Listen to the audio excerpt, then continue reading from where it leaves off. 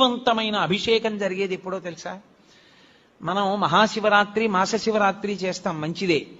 కానీ అసలు నిజానికి పరమేశ్వరాభిషేకమునకు ఒక భక్తుడు వచ్చి సంవత్సరంలో తరించిపోయే అభిషేకం ఎప్పుడు అంటే మార్గశీర్ష మాసంలో వచ్చే ఆర్ద్రా నక్షత్రంలో తెల్లవారుజామున చెయ్యాలి. చిదంబ మోక్షలింగానికి ఆర్ద్రాభిషేకము అని ప్రత్యేకం చేస్తారు. అసలు నిజానికి దానితో కలుపుకుంటూ ప్రతి శివాలయంలో మార్గశీర్ష మాస ఆర్ద్రా నక్షత్రం నాడు తెల్లవారుజామున 3-4 మధ్యలో చెయ్యాలి అభిషేకం. దేవాలయాన్ని మంగళవాయిద్యాలతో పరమేశ్వరుణ్ణి మేల్కొల్పి ఉత్సవమూర్తుల్ని తీసుకొచ్చేసి గబగబా ఆలయాన్నంతటినీ శుద్ధి చేసుకోవడం అంటే సిద్ధం చేసుకుని పరమేశ్వరుడికి అభిషేకం చేస్తారు. గడ గడ గడ గడ గడ గడ వణికిపోతుంటారు. అందులో ఆర్ద్ర నక్షత్రం ఉంటుంది ఆ రోజున. ఆర్ద్ర అంటేనే తడి, లోకం అంతా వణికిపోతుంటుంది.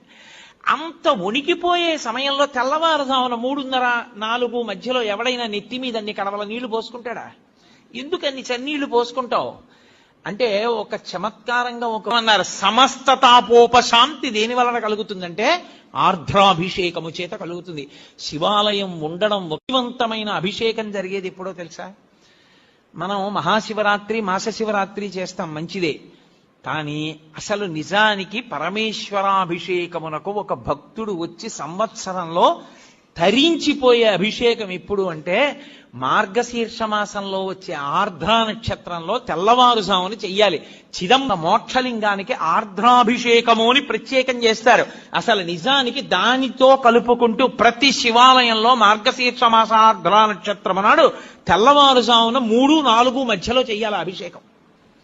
దేవాలయాన్ని మంగళవాయిద్యాలతో పరమేశ్వరుణ్ణి మేల్కొల్పి ఉత్సవమూర్తుల్ని తీసుకొచ్చేసి గబగబా ఆలయాన్నంతటినీ శుద్ధి చేసుకుని